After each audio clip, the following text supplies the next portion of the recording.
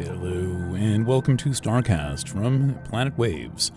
My name is Eric Francis Coppolino, your friendly neighborhood astrologer here with the edition accompanying the horoscope for the 8th of August 2024. Thank you for joining me. Thank you for being a subscriber to Planet Waves. I am here with an update looking out ahead about 1 week. I'll be covering some of the longer-term developments that are now at their peak, and then taking this discussion out through the conjunction of Mars and Jupiter in Gemini. But I'm a little bit ahead of myself. At the moment, I am laying low a little bit, not writing major articles, and I am not doing Planet Waves FM for a couple of more weeks, just doing a little bit of personal healing work and giving myself a moment to be introspective. It is lovely being ahead on the horoscope, so I can take some of this time without the pressure of having to deliver this rather spectacular 2,000-word extended weekly reading. It's all done. It's very nice.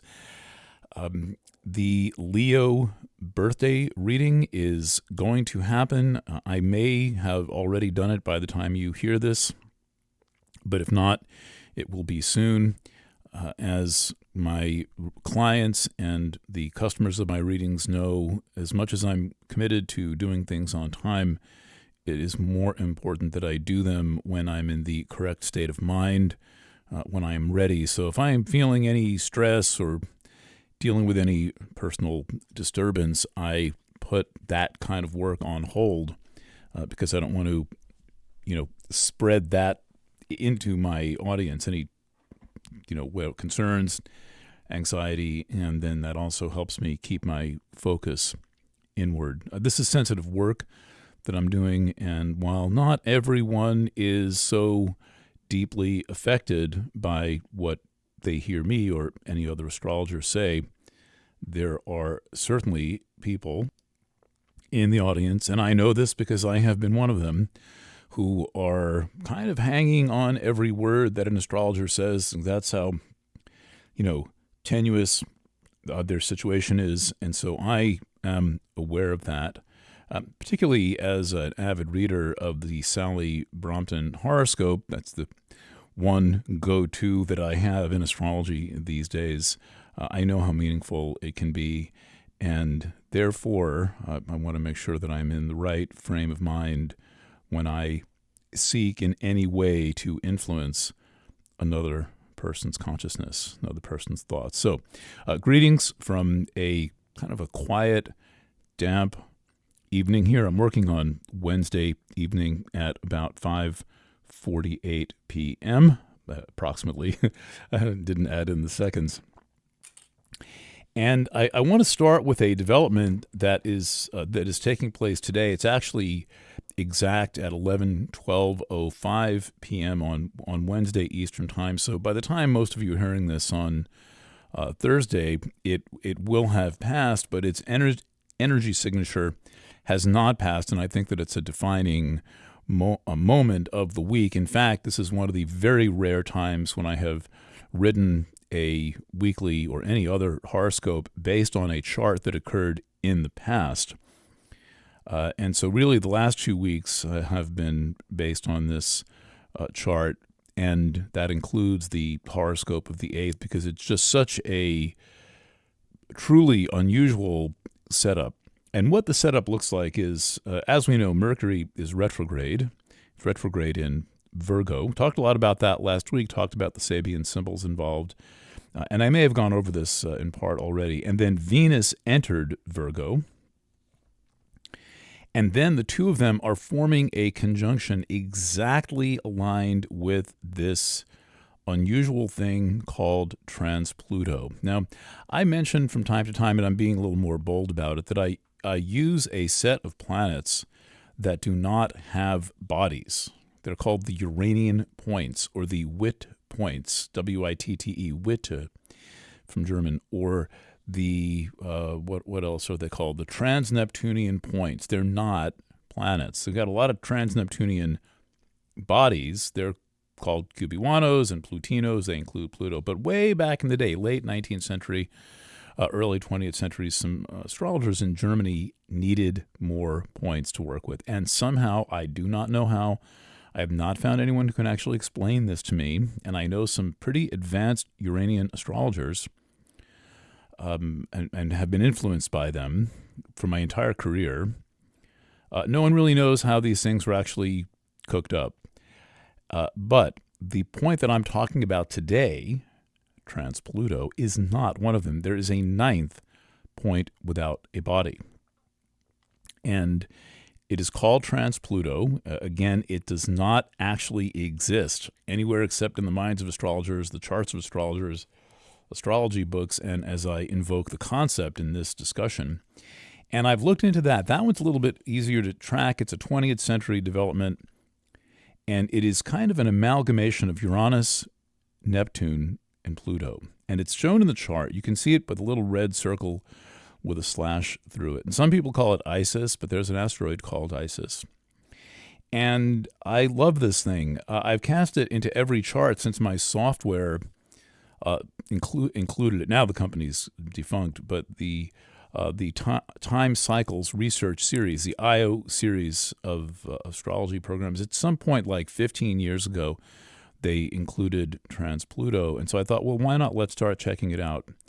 And so what we've got right now happening is retrograde Mercury conjunct Venus, conjunct trans-Pluto, and they are all conjunct at 3 minutes and 3 degrees and 44 arc minutes.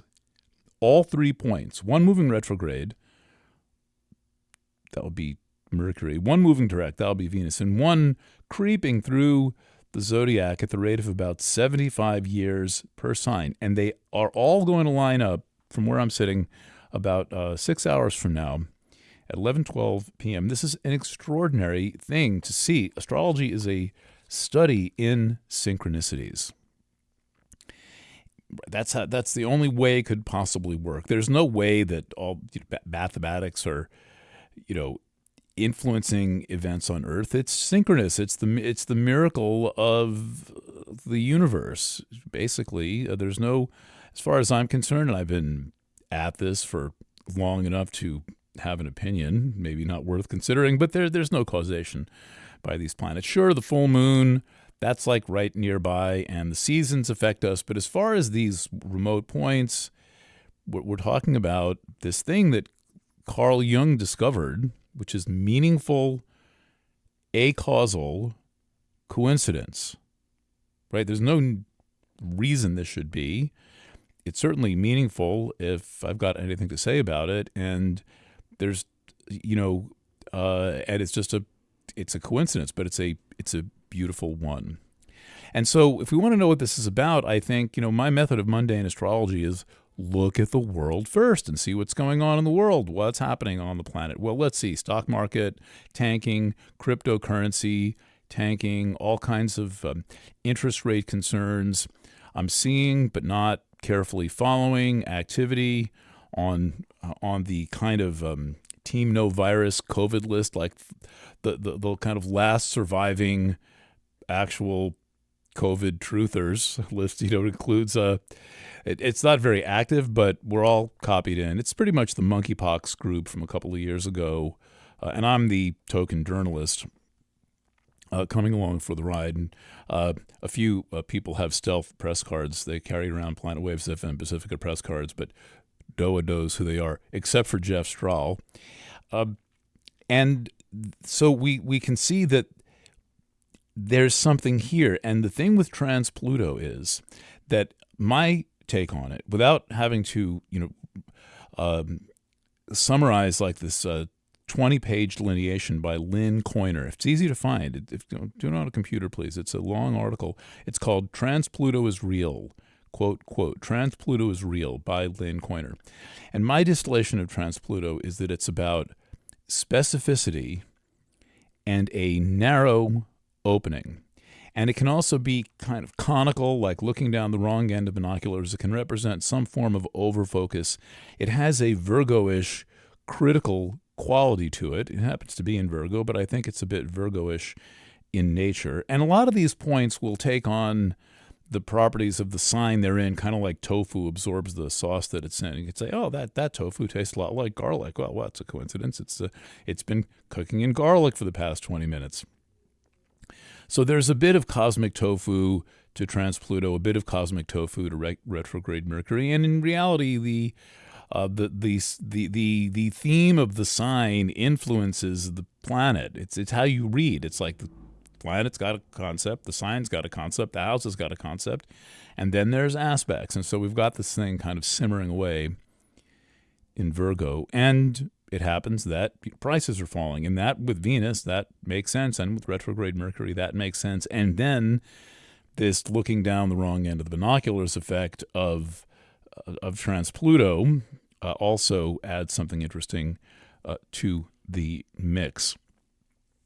So keep that in mind, and the theme of specificity. Now, opening up my copy of An Astrological Mandala by Dane Rudyard, that is to say, the book of the Sabian symbols, which I've been working with more. I kind of set the Sabian symbols aside for a while, but in doing something like an astrology podcast, it's nice to have accessible information that's non-technical, that's imagistic. And so one thing that this Sabian symbols thing is, probably mentioned it a lot more last week. That was a while ago, especially these days, it is a image or concept for each degree of the zodiac. So there's 360 of them. And it was, I think, cooked up in 1920 by the Reverend Dr. Mark Edmund Jones, not the current Mark Jones, but the Reverend Dr. Mark Edmund Jones, who somehow was peripherally associated with Dane Rudyard, who then rewrote this channeling by Jones and a woman named Elsie Wheeler, a kind of funny, she was wheelchair bound, but her name is Wheeler. And they sat in a park in San Francisco one day, I think in 1920, and kind of randomly channeled these 360 symbols. And then they put them in order, and they all kind of shuffled out. So I'm reading from my ancient copy from 1994 that looks more like it's from 1894, but it's only from 1994. And the symbol of the fourth degree of Virgo, where this takes place, 344, takes place in the fourth degree. The thing to remember with these symbols is that there's no year zero, there's no 0th degree. So when a planet is at like 1 arc minute of Virgo, it's in the first degree of Virgo. And it's at 1 degree and 1 arc minute of Virgo, it's in the second degree. So when something's at 344, it's in the fourth degree. And at Virgo 4, we get the symbol, black and white children play together happily. The overcoming of sociocultural prejudices. And Rudyard sums it up as brotherhood, and I'll just read a little bit from it. And this is written in the 60s, so they use the word man, which I'm objecting to less than I used to. But anyway, I'm going to keep it in the original. The ideal universal brotherhood underlies all great spiritual teachings, for they are all like branches of the one tree, man, humanity, in his divine state. This does not mean there are no racial differences, but rather these differences have a functional value in terms of the whole organism of man and the planet Earth. We're all part in the symphony, right? The cellos and the violins can get along just fine. And the guy who's spent his whole career learning how to play the triangle can get along just fine with the person who spent their whole career learning how to play the timpani drum. So it's a child of God theme. We're all children of God, and that's a nice thing to have. And I would add further that it is my view, from having watched this stuff go on now for a long time. I was pretty politically aware around the time that Nixon resigned, so that we're going back 50 years. All of this division is foisted on us. People would get along much better if they weren't constantly told to be hating each other all the time. I think generally people want to get along and buy and sell their vegetables and you know what I mean, like feel safe and feel like we belong on the planet. So we are being manipulated into all of the prejudice and the hatred that we see and we experience. It is all coming basically out of public relations labs and think tanks and the press, doing anything that it can to piss people off and turn us against each other. All right, so having presented for quite a while on the conjunction of retrograde Mercury conjunct Venus conjunct trans Pluto, let's move on for a second. So there's a lot of conjunctions brewing. Most of them are long-term, slow conjunctions, but one of them that's happening right now is what I've been calling the Capricorn group. And the Capricorn group is a group hanging out at about 7 degrees of Capricorn, and it includes Pholus. That's really the main driver of energy in this group. Pholus is the second Centaur planet. It was the Centaur planet right after Chiron, but there was like a 12-year gap, and 1992 to 1977, 15-year gap. Chiron discovered in 1977. Pholus discovered in 1992. And with Pholus, they decided, there is a group of these planets called Centaurs. There's a lot of them. I only use about 5 or 6 of them. And practically speaking, I use 3, 4. But Pholus is an important one. Pholus is the small cause with the big effect. First of all, that's one thing with Pholus. Another, Pholus is the pressurized release. Also, Pholus is 3 generations. And also, Pholus is the legacy of alcohol in the family and how that colors all the emotions. So we've got all this thematic stuff bound up in one planet. And this is the beauty of the new planets. In the old planets, there's no convenient way to read an essential theme in the world. This is not some kind of obscure thing like, the relationship between iron and tin. This is not something out of alchemy. This is something straight out of our lives, which is the multi-generational problem of alcohol abuse and how that's passed on, and then how we become in the face of this multi-generational alcohol abuse. Plus, there's a lot of small cause and big effect stuff happening, and so you've got to watch both of these when Pholus is active. You've got to keep an eye on these issues, particularly the small cause and the big effect issue, and not underestimate the scale of the effect that a seemingly small cause can have.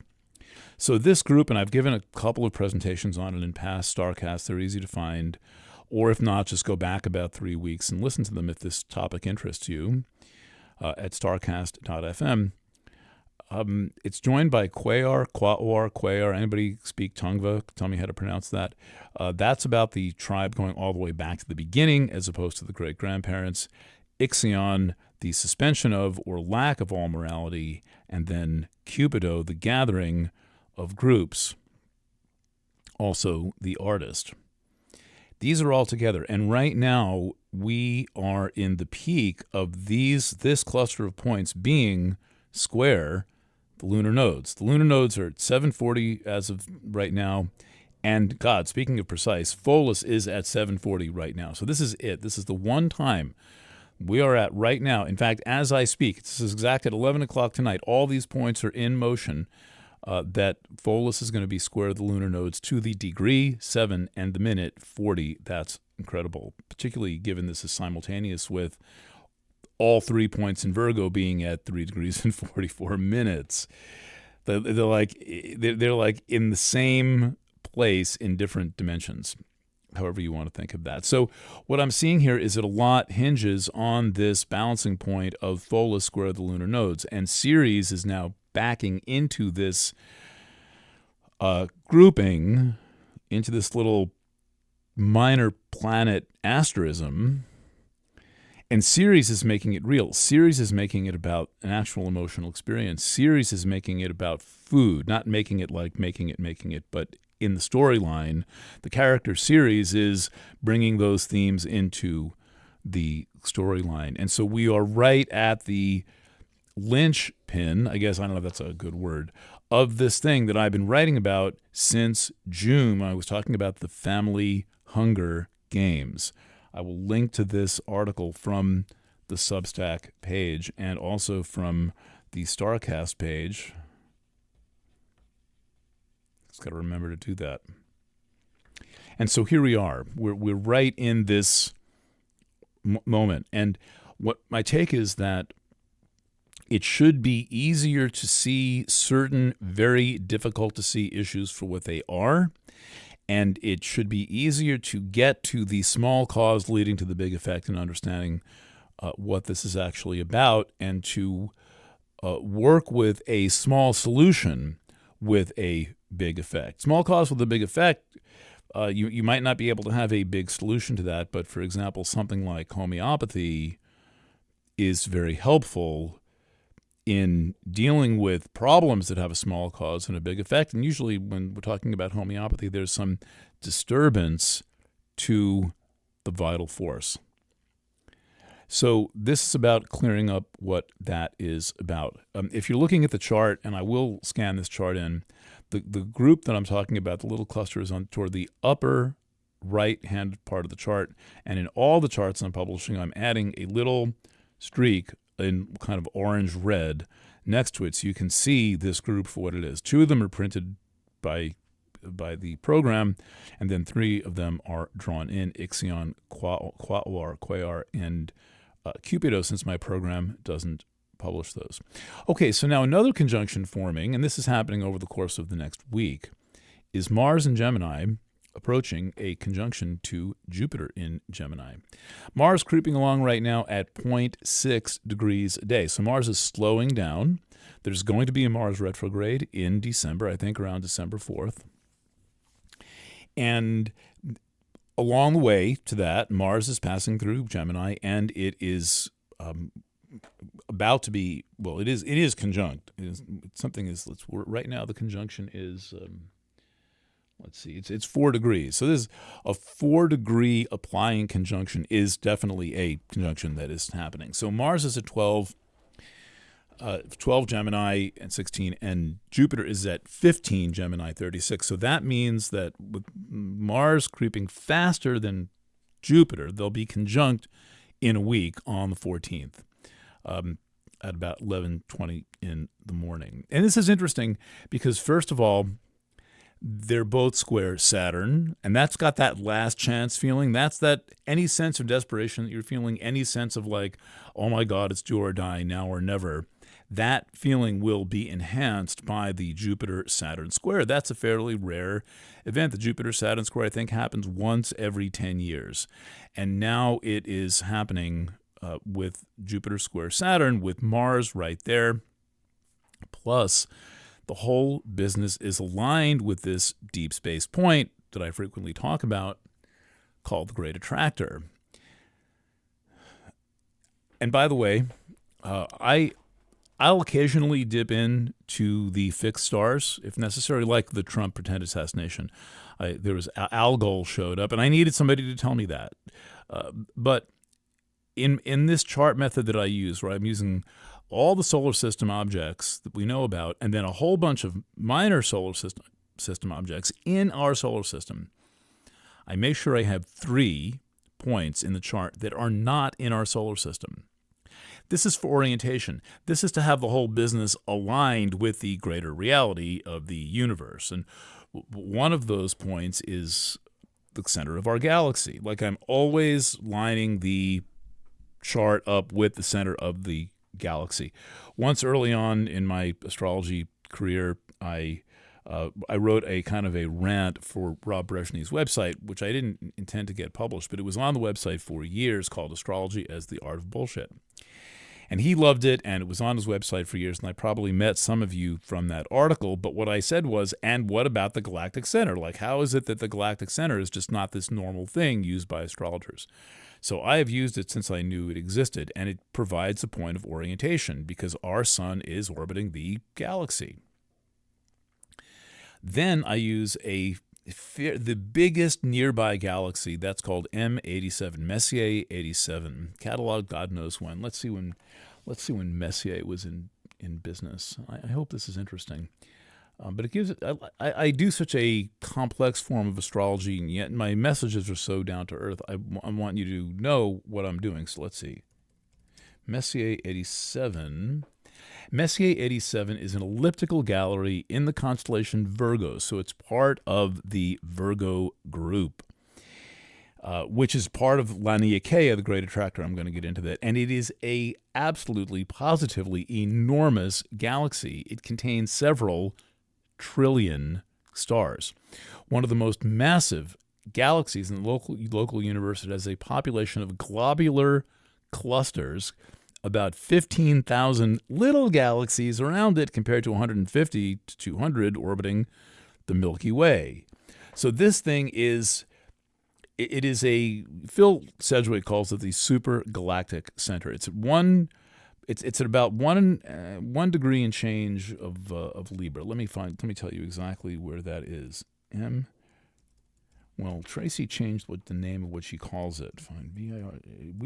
When we set up Serenu, Serenu.com, SERENNU, one of the great resources in the history of astrology, programmed by Tracy Delaney, who has done the impossible, walking on water, then turning the water into wine to get this program to do these calculations. What she's calling the Virgo cluster, really that means M87, which is the heart of the Virgo cluster. 1 degree 16 Libra, adjust for the tropical zodiac. It's actually back in kind of early Virgo.